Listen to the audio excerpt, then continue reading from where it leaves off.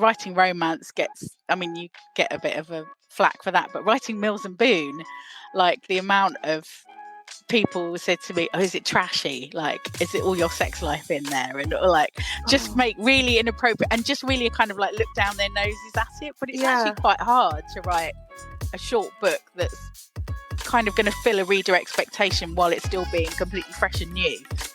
Hello and welcome to this week's episode of The Conversation with Nadine Matheson. As always, I hope that you're well and I hope that you've had a good week and I hope that you're ready for Christmas. Because yes, today is Christmas Eve. And I'm not sure how we got here. I'm really not. I mean, the year has gone so quickly. It really has. It honestly feels like, well, just a few short months ago, it was summer. And then I don't even feel like I even got to enjoy autumn. That just seemed to speed past. And now we're here, getting ready for Christmas Day tomorrow. Anyway, I hope that you've had a wonderful year so far. I hope that you're going to have a wonderful Christmas.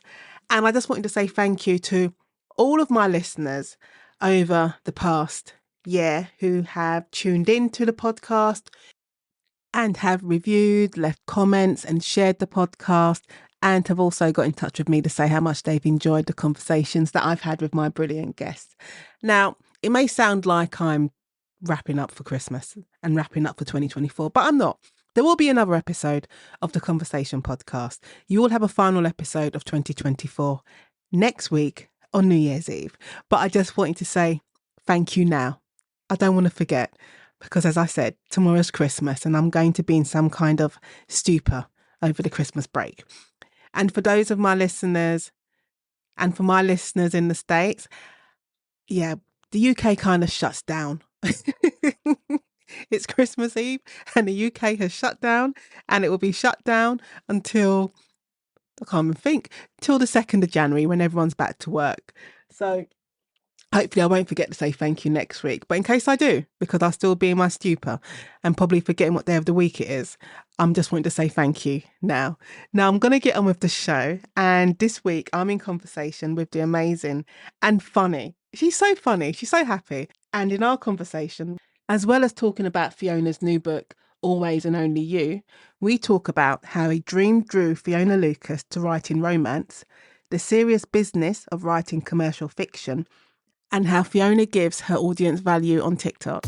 Now, as always, sit back or go for a walk and enjoy the conversation. Fiona Lucas, welcome to The Conversation. Hi, thank you for having me. We're both very excited for Wednesday morning. I know. We're both very excitable. It's kind of my natural state, sort of. I think it's a good way to be. Just be like light and bubbly. The world is so heavy.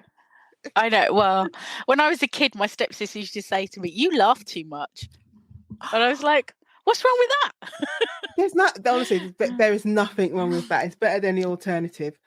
Right. So talking about when you was a kid, Fiona, my first question for you, it's not a deep question. It's not like that crazy, but how would you describe your writing journey?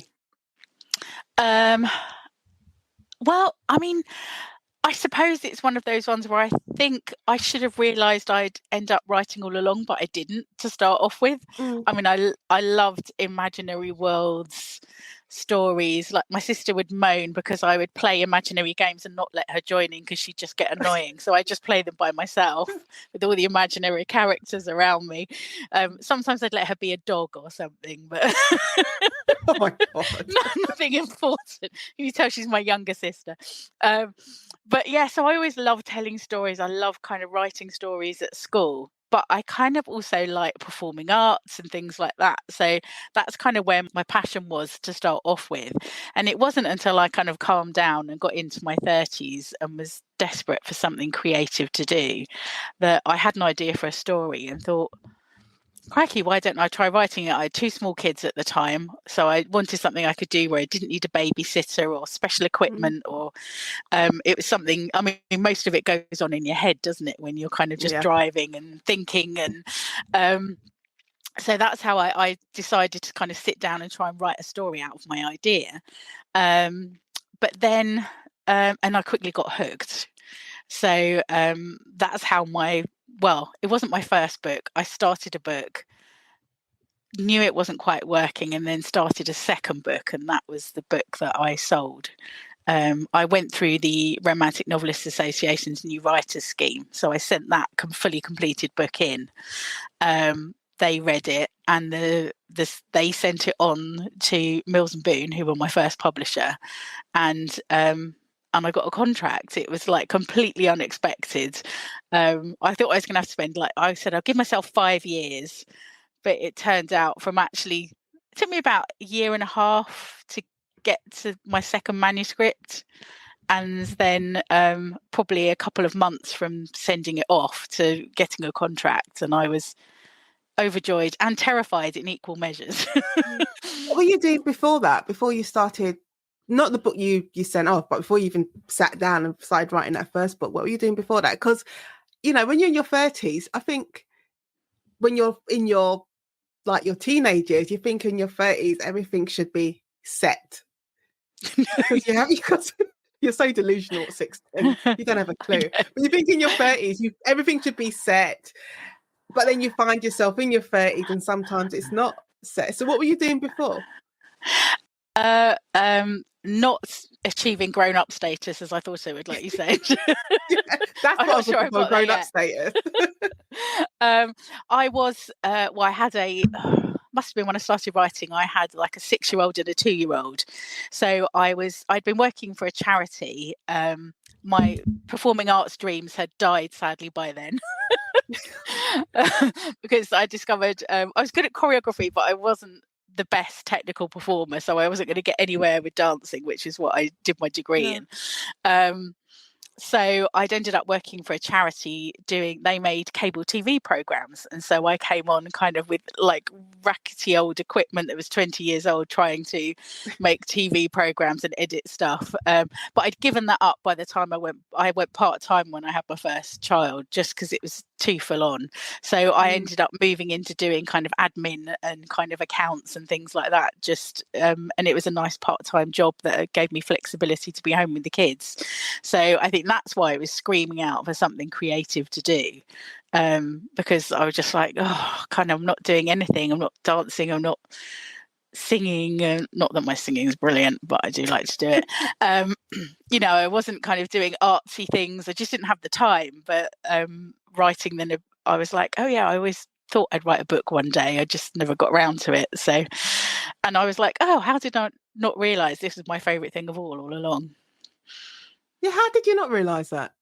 I think I sound really rude saying it, and I can hear it in my head. It sounds like a rude question, but it's like you have like this creative person screaming, like battering, trying to get out, but you didn't realise that writing was that creative outlet for you.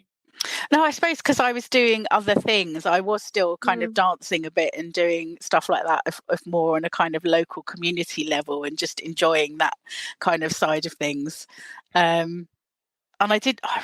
It's interesting that when I was at university doing dance, the thing I got marked best on was a dance based on a letter that I wrote.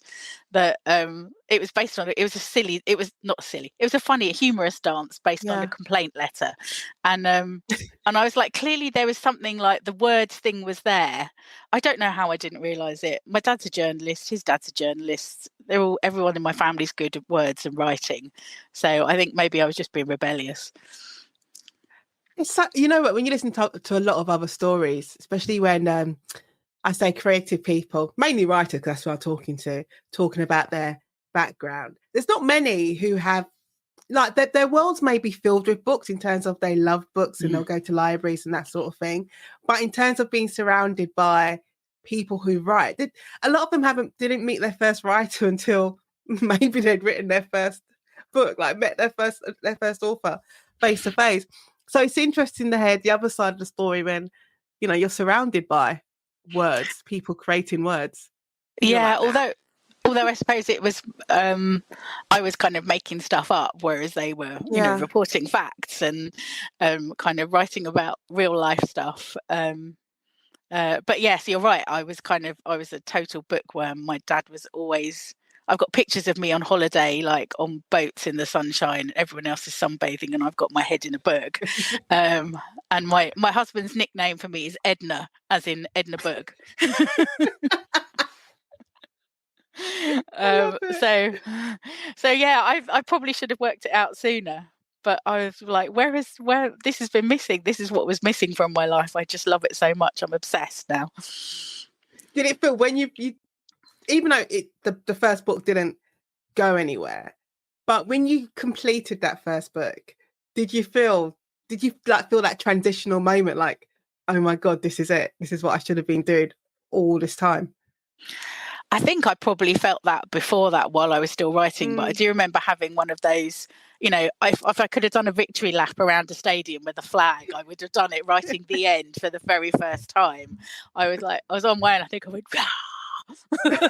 punch the air on my desk. But yeah, so it was to get to the end, because I think writing the first one, I mean, writing any book is hard. Like I'm surprised it doesn't get hugely easier, but the first one was definitely, I think I described it to someone like climbing a mountain with using just your fingernails. It was hard. I'm a crime writer, and I'm like, that's harsh and descriptive. I keep wanting to kill people in my books. Yeah, I keep wanting to kill people off, but my editor often tells me I'm not allowed to, because it's not romantic enough. It's like, can't I even, bury the side character's horrible husband under the patio? Go on, please. That's like Brookside. Whenever I think of bodies under the patio, I'm sorry my age. I think of bodies under the patio, I always go back to Brookside when they found the body under the patio. I think I remember that, yeah. What drew you to romance?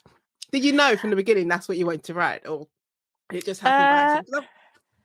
I think it's just because weirdly, I mean, this sounds really weird, but I had a dream one night that, I mean, I don't know about you, but I have dreams where sometimes I'm not in the dream. I'm kind of watching, it's almost like a play or a television. Like I'm watching other characters. And I had a dream one night, which was a bit of a love story. And I didn't remember loads of it when I woke up, but I remembered one moment of like a look between the two characters and kind of who they basically were. And I thought, I wonder if that's a great idea for a story. So I think it's because that was the kickstart to it that I then decided to try and write romance. And then I had come across an online romance writing community. This is before Facebook and things like this. I'd come along a message board with lots of authors, and they were all writing romance. So I kind of got immersed in that, and that's what I ended up doing. And I did quite enjoy kind of having a bit of escapism, maybe, from being a mum of two small kids, and a little bit of fantasy in there. Yeah. Not in a horror book, because I love a rom-com. Despite what I write, I do love a rom-com. And I can't remember who I was talking to about this, like having those those airport moments. We need to run off to the airport and grab the love of your life. Yeah. I've done a few of this. I might have done one in an airport actually, but there has to be some kind of big kind of. You need that climactic. It has to be. It normally is one character going to the other and going, sorry, I was such an idiot. I quite like it when I make the female characters do it though, as well. I know quite often in the films, whatever, it's the guy, but maybe because the female character is often my main character, she often has the most growing to do. So I quite like flipping on its head and making her do the work if she's been the idiot. So, but I always think about the practical side. I did mention this before in a previous podcast, talking to a romance author, and I always said, like, yes, I love the airport run, but it's not really practical in Gatwick Airport when you'll get to the security desk and they don't let you through. No. I mean, it used to be easier before airline restrictions got a little tighter, I suppose. But yeah, now you can't do it. I did have a tearful farewell scene just outside security at an airport in a recent book. So you can do the yeah. You can do departure just before you go through. Yeah, scan your boarding pass. It's not very sexy, that, is it, though? No, it's not. It's so practical, and it'll probably be a case of, oh my god, where's my boarding pass? I thought I had it on my phone. Now I can't find it. Is it in my bag? It's like probably be that sort of panic, not the I love you. Don't Yeah, leave. yeah. It was kind of pretty much that going on in the scene. But then sometimes those are fun to write if it's not the traditional scene. If you've got lots of little, especially if it's a slightly more rom-com-y scene, that it'll be Yeah. that there are little irritations happening. I was watching Cheers this morning because when you get up early, for those who are not in the UK, on Channel 4, they just seem to show reruns of of Cheers Yes. and Yeah. Frasier, like at 7 Yeah. o'clock in the morning. So I was up and I was watching this episode of Cheers, and Rebecca, she's going out with this plumber, and she's like, "This is the man of my life. Like, I love him, and I know he's gonna pop the question." And I can't remember the character's name, but he comes along and he's sitting with her and he's like, "I need to ask you a question." And she's like, "This is it. Get the champagne ready." Like he's going to propose. And he's like, then he does. He says, "Will you marry me?" And her head does a complete 180. And she's like, "No." And he's like, "What do you mean?" And then she leaves the table. And she goes, "No, no, I mean to say yes. I meant to say yes." And she goes back and is like, "Ask me again." He's like, "Will you marry me?" "No, I can't do it." Oh, I loved Rebecca. She's my favourite Cheers character, I think. I just, you see, just talking about it's the moments that are not necessarily the romantic moments, it's the stuff that happens around it that are the most hilarious. And it was hilarious, just her whole face, because she wants to say yes, but it's like mentally she just couldn't get herself to respond to it. So it was just a no. Yeah, because clearly I don't remember the plumber, so she can't have ended up with him. No, I think I left anyway. I went to get a cup of tea and I was like, "Oh, it's an advert." Oh. And I missed the end of it. So what was it like going back to when you submitted to Mills and Boon? Did you understand how the publishing industry worked? Because unless you're in it, and then when you do come in it, you realise it's this very big, strange machine at times. But did you understand how it worked? I think that online community was a good place to learn, because there were other unpublished writers, there were recently published writers, so there was a little bit of information. But I do have to say, Mills and Boon is its own little strange corner of the publishing universe, that it operates slightly differently to mainstream publishing, but similarly enough that when I then moved out of that to doing kind of more commercial fiction, I did feel a bit like I'd left primary school and gone to big school, because there were some things I just didn't know anything about. I was, in some ways, I'd written by that point 15, 16 books, but at the same time there was stuff I didn't know about some things, some parts of the process. It worked a little bit differently. So there was a learning curve, even just switching from series romance, as it's called, to commercial fiction. Wow, you wouldn't even think that, would you? Like, I think anyone else listening, you just think once you're in, it basically works. Wherever you go throughout the industry, the systems are the same. But the thing, Mills and Boons has its own things in some respects. Yeah, it was. I didn't know what I didn't know sometimes. I was going to say I got more things that were different, if that's what you're going to ask. Like, well, one of the advantages of Mills and Boon was that everyone's treated the same. The advances might vary depending on your experience, but everybody's books go out. They publish however many it is in each series. Each month they publish 4 books or 6 books or 8 books. So as a new author, you're always guaranteed to get a slot. So it was a great way to start selling books, because people will pick up the book just because, oh, I like that line, I like the medical romance, or I like the sweet romance, or I like the billionaires romances. Yeah. So people would give your book a try even if they'd never heard of you. So that was nice. But there was much less, like, my covers were my covers, my titles were my titles. There wasn't a lot of discussion about that. Or if I did try and suggest them, they normally weren't right. Because actually, I'm discovering I suppose it's a bit like indie romance titles now. You have to have the hooks in the titles. Yeah. And I wasn't very good at writing hooky titles, so in the end, I just gave up. My books would just be delivered as my characters' names, and I'd let my editor sort out the call title. It what you want. Yeah, because even if I tried to come up with one, it was never right. I think I got 1.5 titles kind of in while I was writing series romance. Like I had one that's, I think it's a Blind Date, I think was my first one. That kept in the title, but I think I called it The Blind Date Bride, but they wanted to call it Blind Date Marriage because someone else had already had Blind Date Bride. So I kept half a title. But coming up with titles isn't easy. No. Because, I mean, I always say when I'm starting a project, I have to call it something. Even if I know in the back of my head that's not going to be the final title, but I will call it something. But before we started, like I'm working on a short story and I'm trying to come up with a title for it. And in my head, it has to be a one-word title. It's so hard because you want that title to sum up everything, but also tell you nothing, if that makes sense. Yeah, it can tell you. It just is, and it has to be the sort of title that signals to readers that this book is like maybe some other books you like, but it's not so. The title's not so similar that you can. You're going to get them mixed up, or you've stolen someone else's title. It's really tough. I don't think. I'm getting better. I'm better with the commercial fiction titles, I have to say. But the current book is just called The Anniversary, which is not what it's going to be called. I don't think it's not a kind of book, or Book 30. It's also what I call it. Well, how did your family respond when you got that first book published by Mills and Boon? Were they like, we just knew it was time, it was going to happen? Or were they surprised? I think they were quite surprised, mostly because I was so sure that probably nothing was going to happen that I didn't tell anyone I was writing a book apart from my husband. Like nobody knew. I just kept it secret. Because I thought then if I crash and burn, nobody knows. You can crash and burn in the quietness of your life. In privacy. So my book had gone through the RNA's new writer scheme and I knew it had been sent to an editor somewhere, then I actually fessed up. So I think some of my family were like, oh, okay. I don't think they were like completely taken aback, but it was like, okay, that's new.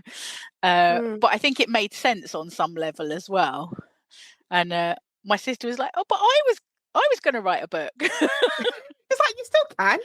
No, she has done since. So, but I don't think she'd realised it was something I'd thought of doing, apart from maybe us both talking about it when we were teenagers. So yeah. Was anyone surprised that you were writing romance? Because I think, when you talk about the commercial genres, it can have there can be like a stigma around it.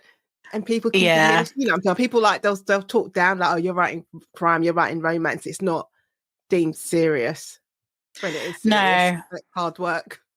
Yeah. And actually, I've discovered writing romance you get a bit of a flack for that, but writing Mills and Boon, like the amount of people said to me, oh, is it trashy? Like, is it all your sex life in there? And like, just make really inappropriate and just really kind of like look down their noses at it. But it's actually quite hard to write a short book that's kind of going to fill a reader expectation while it's still being completely fresh and new.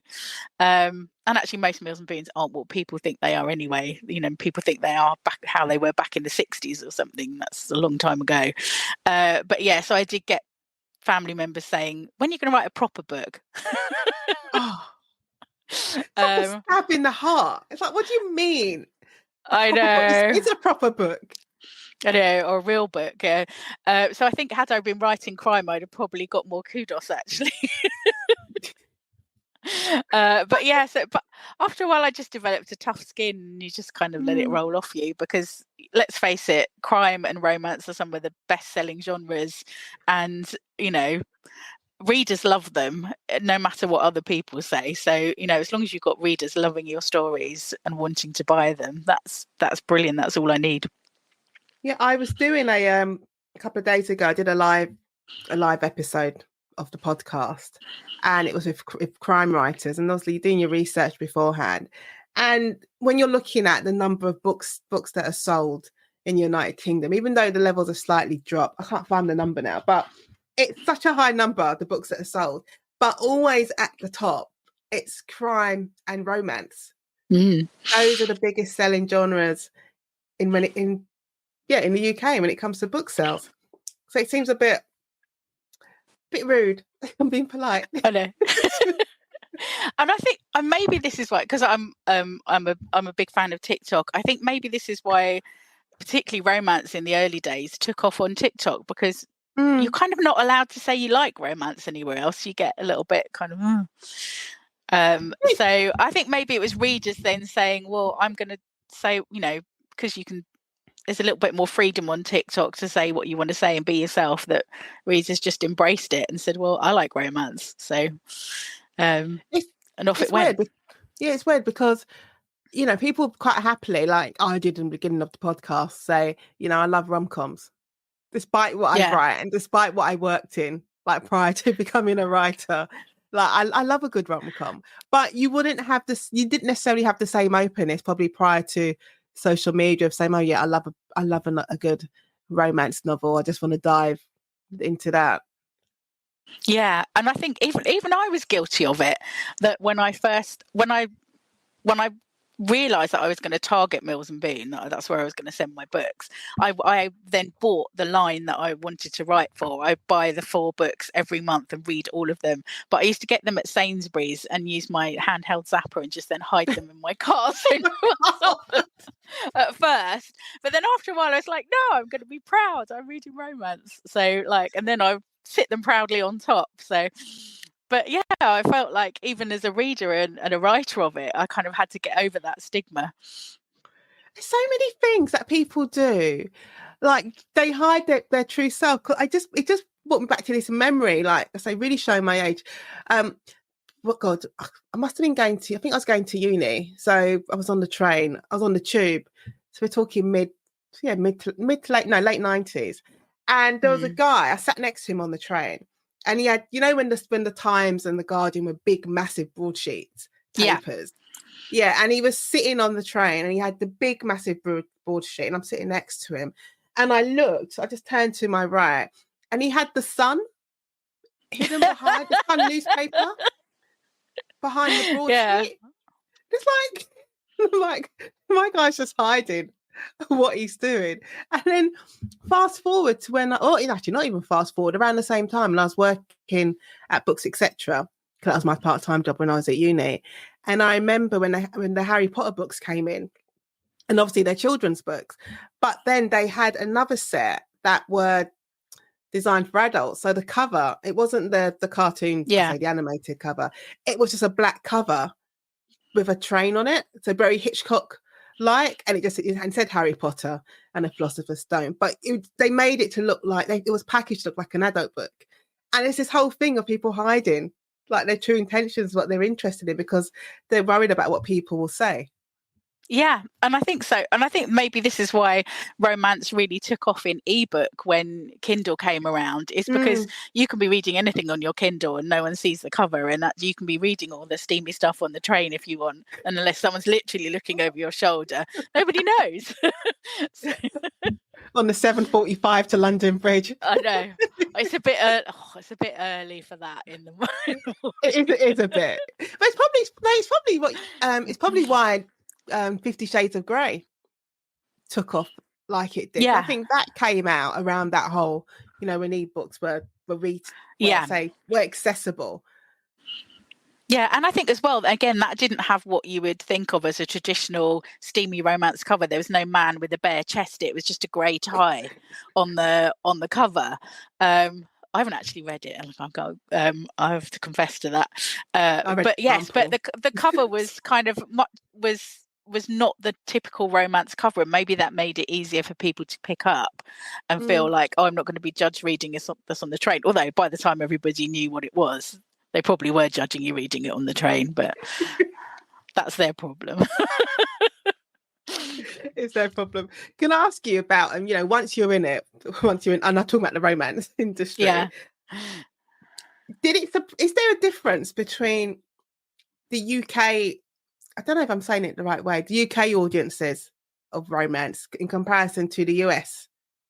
A little bit, yeah. I think the US romance market was much more narrowly defined. This is a romance. So for it to be a romance in the US, it has to have the two main characters normally, but it can be more depending on your genre. It normally, like when I first started, it would be like your two main characters, and there was the focus of the story was mostly on them, and there would have to be a happy ending. Whereas in the UK, I think it's more what we would call romantic fiction. So sometimes it would be more women's fiction. It's the woman's journey, but there's like a strong thread of a romance in there. That would still be considered romance in the UK. Whereas that would be like, oh no, that's not a romance, that's women's fiction in the US. So there were kind of definitions were a little bit different, and certainly the covers were very different when I first started. I think now with everything's become global, Amazon's become global now, covers work, you'll get one cover across the board, but certainly my covers were often really different. Like, so I might have cartoony characters or illustrated covers in the UK, but they were much more literal in the US, so much more pictures of couples and things on the front, rather than that. So it's interesting to see. Yeah. Listeners, it's time for a very short break. If you're enjoying this conversation with Nadine Matheson and want to help keep the podcast going, why not buy me a cup of coffee? Your support goes such a long way in keeping these conversations flowing. Just check out the link in the show notes. Are the fandoms different, like the US in comparison to the UK? I don't know. I just get a feeling that the US, and I don't mean to be offensive, I just get a feeling that they're probably more. I don't want to say obsessive. That's not the right word. I can't think of what the right word. More intense. I think that's probably what I'm trying. Maybe. Maybe with the current generation of romance readers, maybe not. But I do remember, like in the UK, we would have nothing like some of the conventions they had in the US. Yeah, I think that's what I'm talking about. I always wanted to go to the Romantic Times convention. That was a romance books magazine that was out, because it sounded wild. Like, it was mostly for readers. There would be like cover models with bare chests and people dressing up and doing all the things you expect to do, cosplaying as different things, which we just didn't have anything like it in the UK at all. I did go to a writers' conference in the US that was quite large, and we did like a book signing, and there were probably about 500 authors at the book signing, and I happened to be sitting next to like a paranormal romance bestseller, and like the fans were just like shaking when they were coming to, like, crying when they were coming to get their book signed. And of course, over the course of 2 hours, 3 people came and wanted my book, but like, I didn't mind. It was quite good fun watching what was going on elsewhere. But yeah, there was certainly, but I'm starting to see that enthusiasm for romance in the UK as well, which is nice. You don't get that in crime. No one's dressing up as Hannibal Lecter coming along. Like, no one's, well, not to the festivals I've been invited to. No one's cosplaying. I only ever see cosplaying if I go to Comic-Con, which is completely different, because like, you expect to see 100 Spider-Mans running around. Like, that is not a surprise. But you don't get that level of intensity and dedication in crime fiction. It's definitely coming in, but I think kind of generally, I think like people, I've got daughters in their 20s, and I think people their age group are much more likely to just cosplay for whatever reason. Whereas I was like, I wish I'd been allowed to kind of dress up as book characters and things, when I was younger. I'd have loved it if the cosplaying thing had happened when I was younger. I was like, who wouldn't want to walk around with elf ears and a flowing dress? I don't know. Yeah, we never got that. If you went to primary school, you went to school back in the 80s and 90s, you never got the whole World Book Day thing and was able to dress up as your characters. We just went to school. Yeah, in my school uniform, polyester school uniform, yeah. So when you got into publishing, what was the thing that most surprised you? I think initially, I had this idea that authors were all kind of, Oxford or Cambridge educated and lofty, high artistic beings. But actually, I found that lots of people were mums with small kids just like me, especially in the romance writing industry, that actually authors come in all shapes and sizes from all different backgrounds. And that's lovely. And actually, I think people think, oh, I can't be an author because I'm not that kind of person. Yeah. But actually, anyone can be an author. I think it's only what you think about that stops you doing it. I think that's the good thing about, I say, this time and age, is that everything is so accessible and so open, and the information is there. And that it's a lot, I say, not, it's not transparent in all regards, but in the part that matters in terms of seeing the authors, you do have that transparency, and you're able to see the people behind the books. Yeah, I like that. I mean, it's nice to see authors on social media and kind of get to know a bit of who they are. And sometimes I'll just end up buying people's books because I think they're funny or I like their personalities or things like that, as well as maybe it's something that might appeal to me. Did the TikTok thing surprise you? And I'm talking Yeah. about like you on TikTok. Because I was like, I know Fiona. Why do I know Fiona? I'm like, I followed Fiona on TikTok. I see her video. I see her face. It does, and it makes you feel like you know people, doesn't it? Yeah. It really does. Well, TikTok started because it was lockdown. So as far as looking back now, I've done a bit of research. BookTok had literally just started about a month or two beforehand. It started becoming a bit of a thing. I didn't know that. I just knew that I was stuck in a house with my whole family, and my daughters were always on their phones going. And I go, what are you laughing at now? TikTok. I say, what are you laughing at now? TikTok. I'm going, okay, I'm gonna see what they're doing. So I downloaded TikTok, and then I looked up, and 2 hours had disappeared. I was like, how did that happen?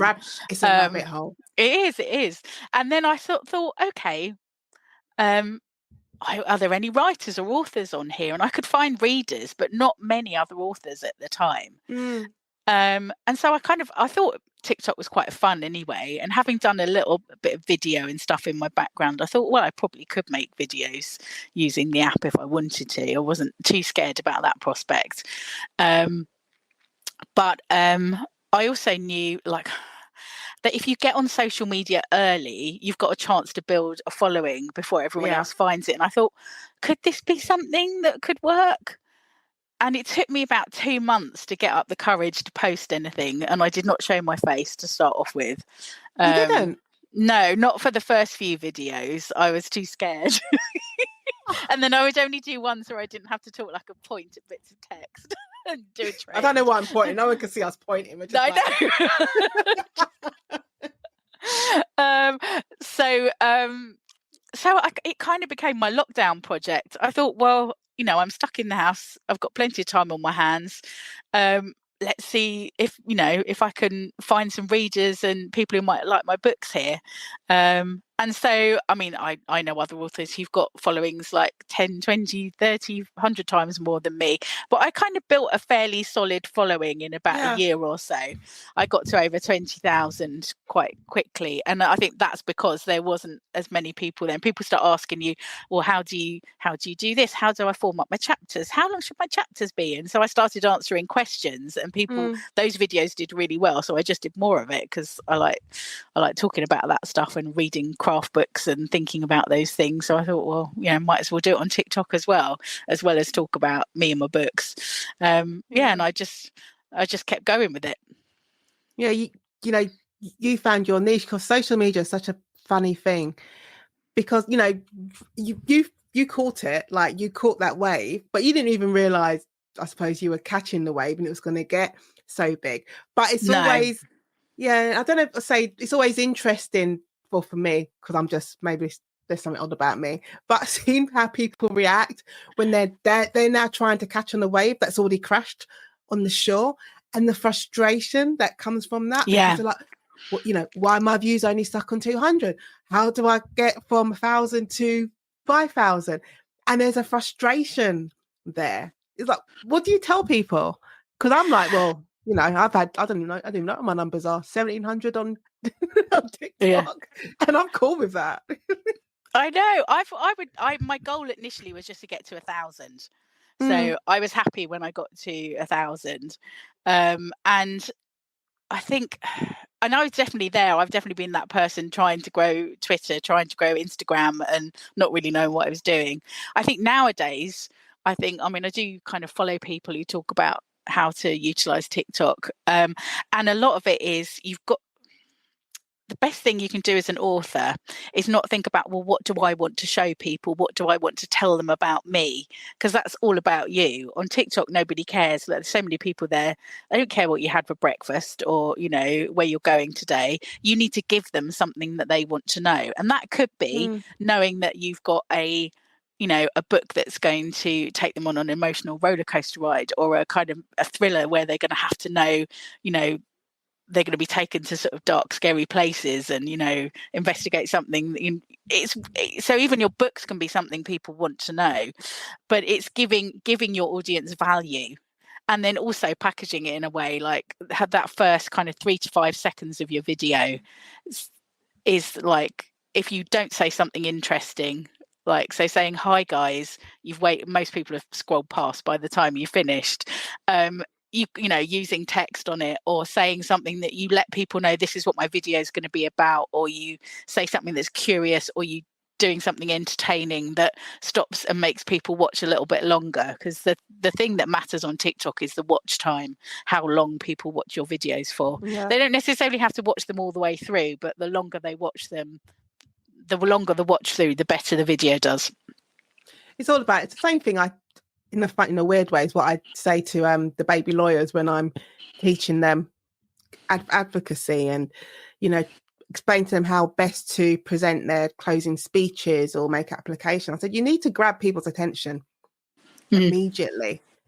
The minute you start waffling and going off on a tangent, I'll say, sometimes they're a good tangent. I say, for my podcast, we have good tangents, but you need to grab your audience attention in those first few seconds. If you can't do that, then you've lost them. And also timing is an issue. You have to think about how long you want your, I say for our speeches, I always say everyone's attention span, it cuts off after 15 minutes. Because after 15 minutes, if you're watching someone, you start drifting off. So if you haven't grabbed their attention in that first block of time, then you're gonna struggle. Yeah, and it's the same with TikTok, but you probably only got seconds, and there's so much competition.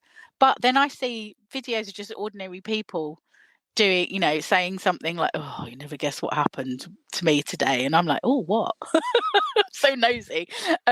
So making people curious, or kind of. Sometimes it's just like if I'm doing something about writing graphs, I'll just say, look, this is my top tip, or this is my secret method of doing blah blah blah. And if people are interested in that video, they'll hang around. And I don't mind if people are going like, oh, I don't like writing. That's fine. They're not my audience. They can scroll on. But it's more about finding your audience. So you need to kind of almost make that beginning part of your video, let people know who you want to talk to, and that it's you who's got this problem, or wants to know this about writing, or wants to read this kind of book. This is who I'm talking to, and you've got to find some way to communicate that to them. Yeah, it's such a weird. I mean, I find social media, I enjoy it, but I try not to get too hung up on it, because I said I could see that, especially if I say with writers, that obsession on the numbers. They're more obsessed about the numbers than they are about their own book. And I'm like, you need to let it go. I mean, that's just me in general. I'm like, just let it go. Let's move on. I'm happy. Because, sometimes my most random post, I love comic books. And I remember I did a post about X-Men. Like I just watched an episode, and I don't know what made me, I'm like, oh, I just need to talk about it. And I spoke about it. I put it on YouTube. And I put it on TikTok and forgot about it. Came back, I'm like, why are there all the people having their own little conversations? Oh, that's the best. Post? Yeah, which is the best. And I was like, why are there so many views? Because I literally made it. It was like 2 minutes, and I was off to do something else. I know. Predict those moments. I can't. I've definitely think the videos that I think, oh, this one's going to blow up. No, it sits there at like my average amount of views or less. And the things that I, like you say, you spend a couple of minutes doing. Maybe it's because I haven't thought about it, or maybe it's because it seems less rehearsed, or sometimes those ones are the ones that seem to do really well. Like I had one that did quite well earlier in the summer, moaning about being charged the ULEZ because my car was on a trailer. I donated it to the scrappage scheme, and they still wanted to charge me the ULEZ because it got caught by a camera. No. So all the ULEZ protesters ended up in my comment section. That's what It fell into that strange little community. It found it. It takes one Yeah, person. And because obviously that was the topic, you, Les, yeah. you became a viral moment. It's not my normal content, but yeah. So I'm not sure many people stuck around after that. But yeah, but I think more now than when I first started, people would say just post bookish stuff. I don't do anything else. But I think with the everything being flooded, it's becoming much more about you and your content, and I think it's more okay now on TikTok as an author to talk about other things and show your life, and actually people engage with that. Like, I've got a whole saga going on with an insurance claim about my kitchen, and my followers come and go, "What's going on with your kitchen?" and things like this. They're not necessarily my best running posts, but people who are keen followers will kind of want to know what the next development is, and it's so yeah. Every now and then I post to keep them updated. Yeah, no, I think people are genuinely just interested in the story of you because when I was in Grenada and Hurricane Beryl Wow. happened. Yeah, and I was with my parents, and I was there for the whole thing. And I'd done a bunch of videos when we had no power, so I had no idea. I was just recording these videos, I think mainly just for me to process what was going on. And then when I got back to London, I just put them all together, like one after the other, and I just posted it. And I think like one of them I said my YouTube following is not massive at all, but I looked at like 17,000 views. But I think people were interested in, because it's like this happened on Monday, this happened on Tuesday, and then this is what happened once I got home. But people were interested in the story, and they want to know what happens next, which is, and that's what we know. We're storytellers, so since you end up doing that in your social media, that's definitely. I think that is definitely what. And I've actually TikTok itself talks about storytelling as being the most effective thing to do on TikTok, and I have, you can save things to favorites. I have a folder that is basically, it's called Need More Tea because it's a post I've saved that I'm like, I need to know how this turns out, or I need to have the next gossip session when the next video loads, and I'll go back and check those videos, go, have they posted anything new on that story? And then I'll watch, I'll have a deep dive running, hearing all about somebody's dramas. Like, on TikTok earlier on this year, there was a whole, someone who posted, I think it was a 50-part series with 10-minute videos. Oh my God. But I can't with that. Who the F did I marry? Because he turned out to be not who she thought. And I was so invested. But that's been optioned, hasn't it? Has TV it? or something? Yeah. Oh my I'm sure goodness. it has. I'm 100% sure it's been optioned.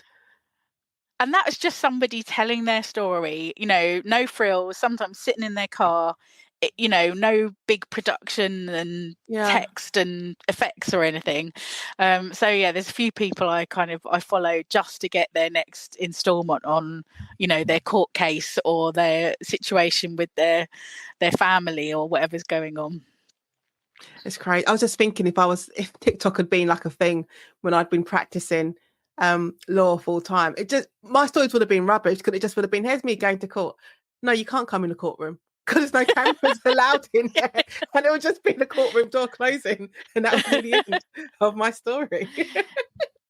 I don't know how, well, I don't know. I mean, when I first started writing, I was mostly, chasing toddlers and taking kids to school. But I suppose people make channels out of that now. I would never have thought that be interesting, but I kind of decided early on that I wouldn't show my kids on social media.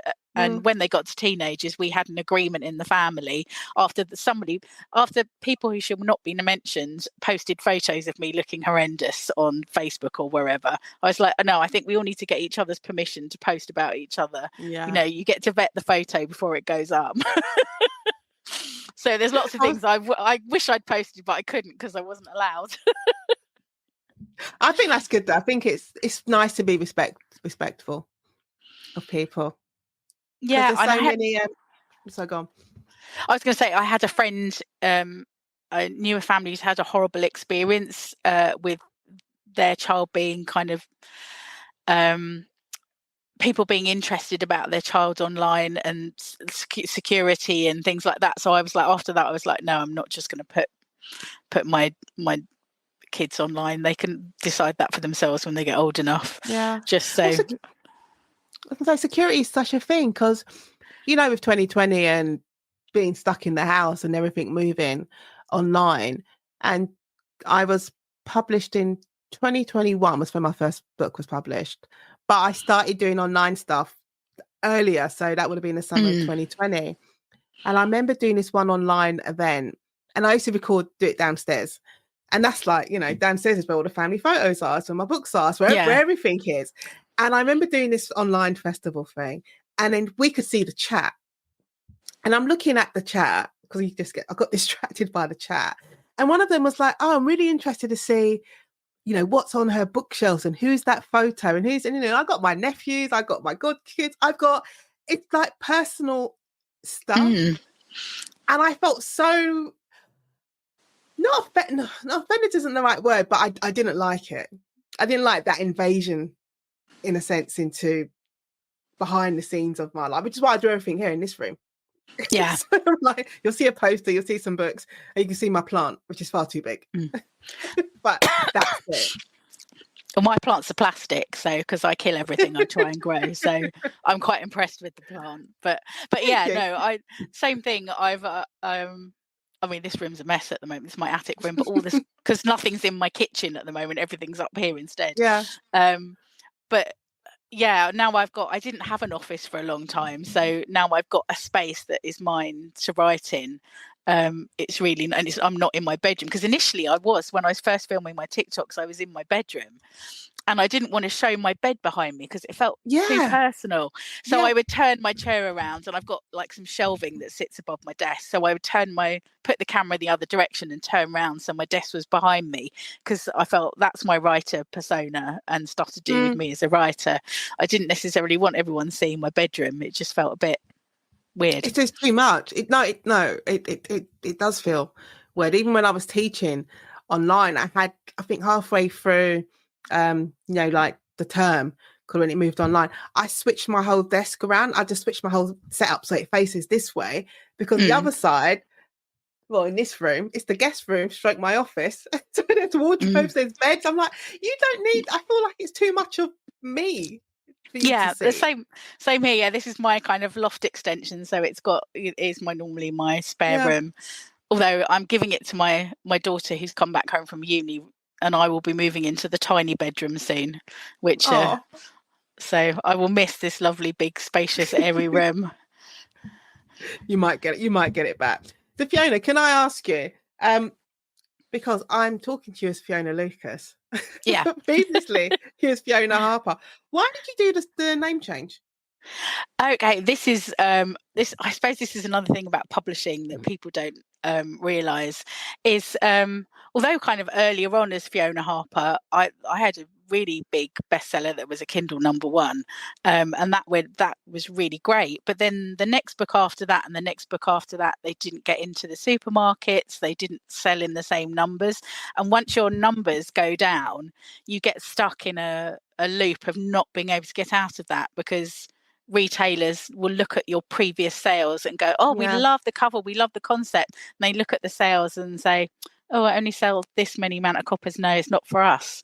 And even though I felt like I'd upped my game with what I was writing, and we were trying really hard with actually what the books were and the packaging, we just weren't getting any pickup, particularly from the supermarkets, which is where you sell volume of books. And so we talked about doing a different pen name for a while, and I came up with a new idea for HQ, who's my publisher and yours, isn't it? Yeah. So I came up with a new idea, and at this point they said, well, we think maybe you should write it under your own name.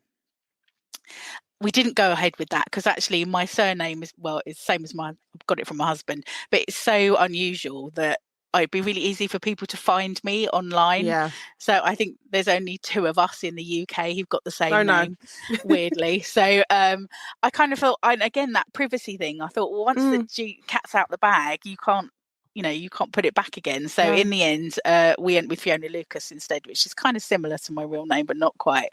And sure enough, managed to get the next book. The retailers picked it up because for them, you're a new commodity at that point. So it's a really boring kind of explanation to do with sales and distribution. But I'm definitely not the first person to have done it, and I won't be the last.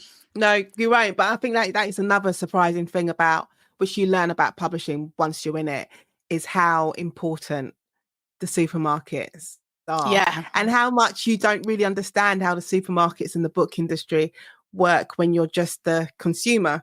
Because I always say, you just think, I don't know, the books just appear and that's the end of it. But there's so much that goes on behind the scenes in order to get your book into the supermarket. Yeah. And actually, I've had quite a few that didn't go into supermarkets at all, and they just don't sell. Even if people say, "Oh, you're booking Waterstones," and I love Waterstones, but this yes, if it's great, if it's in Waterstones, you sell a certain number of copies, but it'll be 10 times that if it goes into one of the big supermarkets. It's such a crazy thing. So let's talk about your new book. It's Always and Only You. Would you like to tell the readers, not the readers, what am I talking about? Would you like to tell the listeners of the conversation about Always and Only You?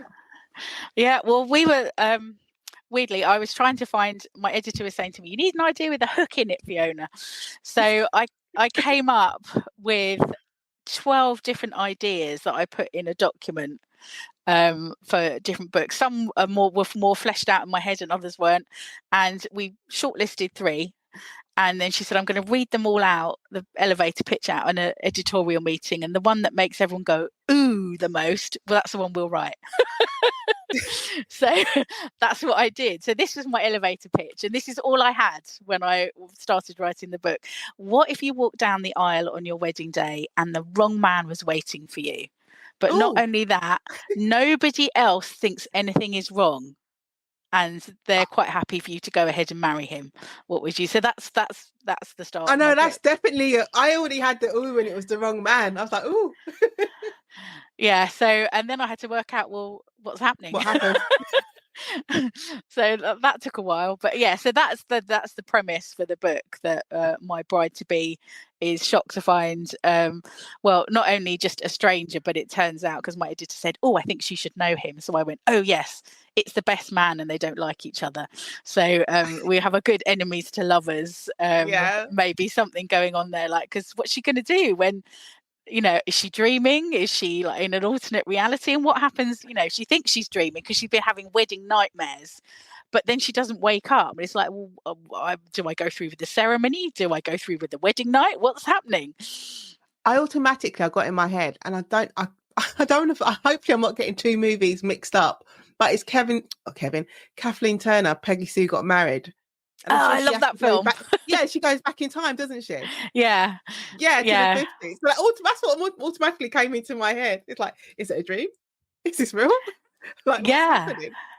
I've done books before with a bit of time traveling where I didn't explain what was going on, like somebody reliving, who did just that, went back to the age of 21, and they could decide to make different choices. Maybe, maybe you wouldn't pick the nice guy, maybe you'd pick the bad boy who wanted you to run away with him instead, and see how your life turned out differently. So I really like that idea, but I didn't explain that in this book. But this book, I ended up coming up for an explanation of why she's experiencing what she's experiencing. So at some point she starts to work out what's going on, and then she has to deal with the fallout of everything that's happened. I was just thinking, putting those ideas together and like submitting them to your agent or your editor, it's such a, like, I'm in that moment, I'm in that situation at the moment. I'm giving some ideas to my agent for us to talk about for standalones.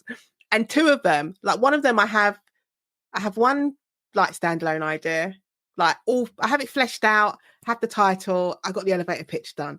The other one, I've got the idea and I'm putting bits in. The third idea, it's literally Fiona, it's a title. That's all I got. And I'm so like in love with the title. I'm trying to create a story. I bet you anything that's the one your agent says, oh, I like that. At the moment, it's literally, my title's 2 words. And I'm like, why have I put this on the list? Like, there's literally nothing. But I'm like, no, I have to make this work.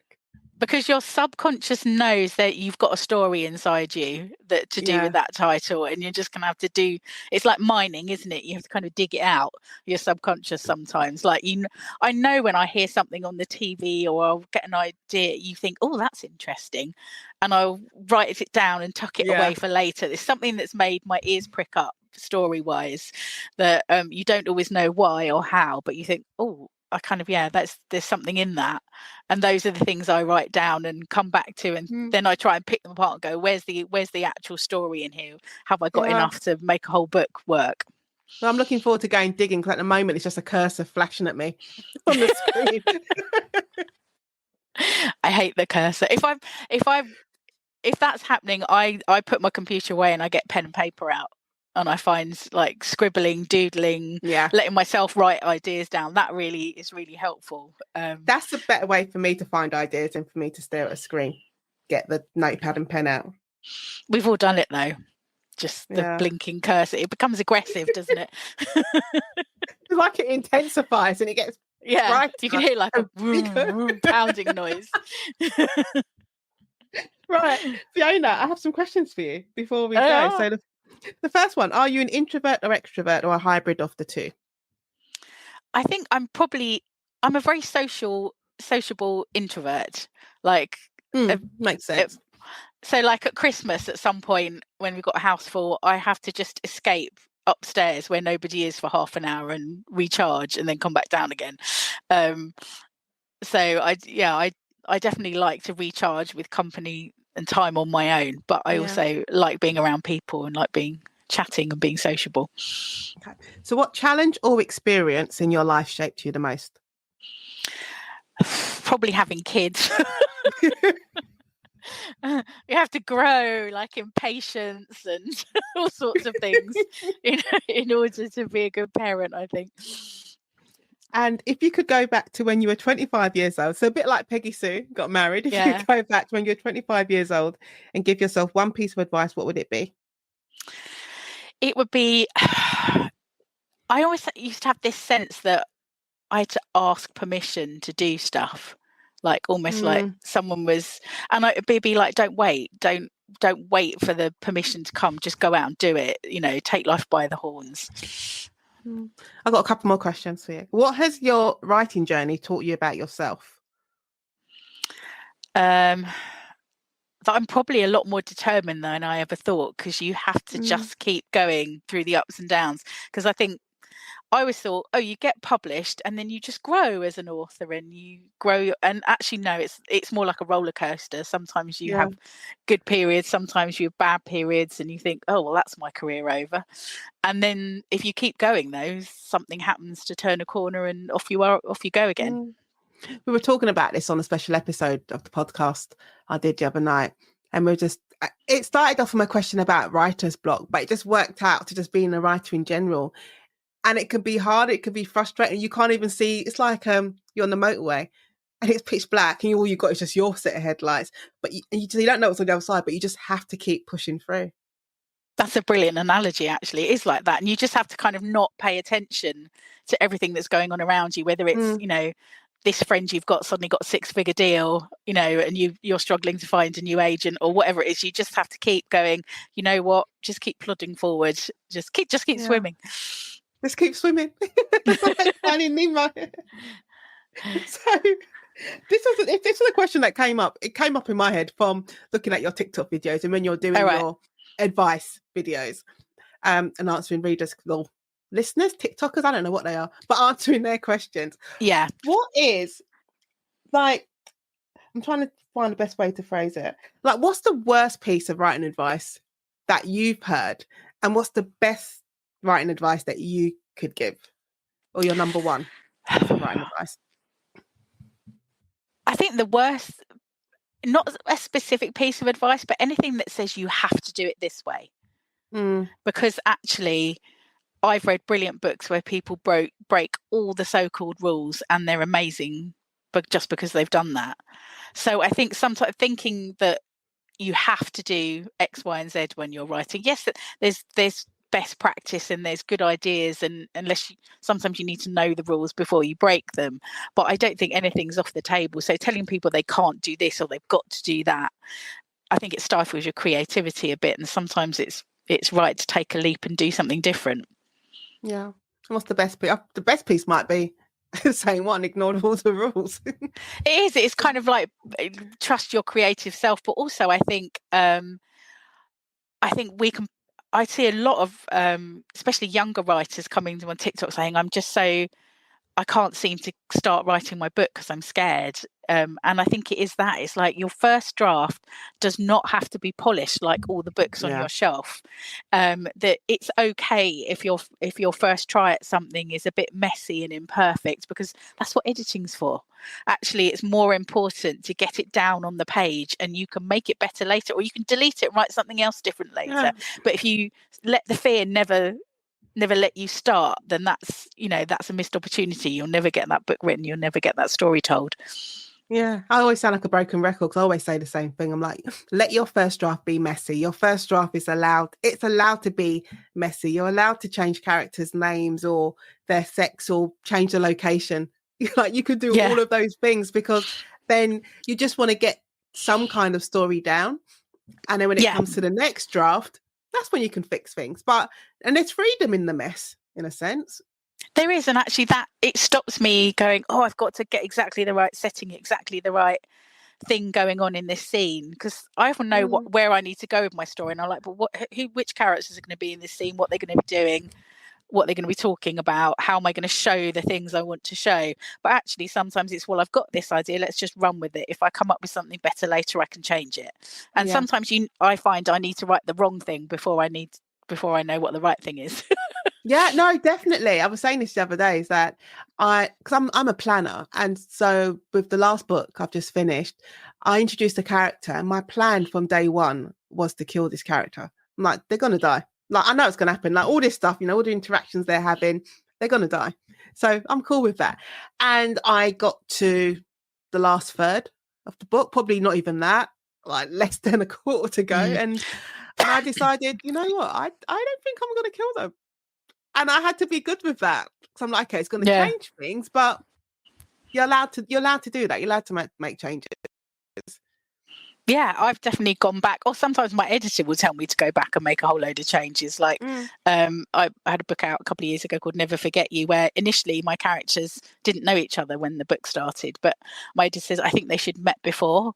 So I had to write a whole prologue. And then, of course, it changed all their interactions throughout the book, because it's different than if you've never met someone and you're building that relationship from the get-go, rather than there's something that happened in the past. So but it worked, but I wouldn't have been able to necessarily write that if I hadn't already written the rest of the book. Yeah, you have to trust the process and ignore the crazy advice. Yeah, there's lots of it. So go on. And ignore the crazy voices in your head telling you can't do it, you ought to stop because you're daft for thinking you should be able to try. So just sing over the top of them or something. Keep swimming like Nemo. Who would have thought this whole podcast would have got reduced to just keep swimming? It's pretty good advice. It's the best advice. So finally, Fiona Lucas, where can listeners of the conversation find you online?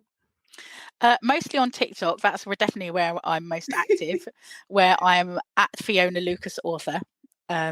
So pretty easy to find. I'm also on Instagram, and X as it is now, but I must admit I do neglect those platforms horrendously. I probably ought to be better at being more of an all-rounder, but yes, and I'm on Facebook as well. I've got a Facebook page, and if you're interested in TikTok and you're an author, I've got a Facebook group called TikTok for Authors, so just to give people a bit of help. I always say to anyone, whether you're new, been doing it for 15 years, when it comes to social media, you don't have to be in all of them. I think you just need to find the platform that best resonates with you and your personality, and if that's the only one you use, then that's the only one you use. I don't think you need to be everywhere. I think I'd just about given up with other social media before I found TikTok, and I think that kind of just being biased. Yeah, it kind of suits me. So yeah, that's it. Find what suits you. Well, that just leaves me to say, Fiona Lucas, thank you so much for being part of the conversation. Oh, thank you so much for asking me. I've had a blast. Thank you so much for listening to today's conversation with Nadine Matheson. I hope you enjoyed it as much as I did. Be sure to tune in every Tuesday for a brand new episode featuring more amazing guests. Don't forget to like, subscribe and leave a review. It really helps the podcast grow. And if you'd like to support the show, you can buy me a cup of coffee or sign up on Patreon. The links are in the show notes. And if you'd love to join the conversation as a guest, feel free to send an email to theconversation@nadinematheson.com. Thanks again for your support, and I'll catch you next time.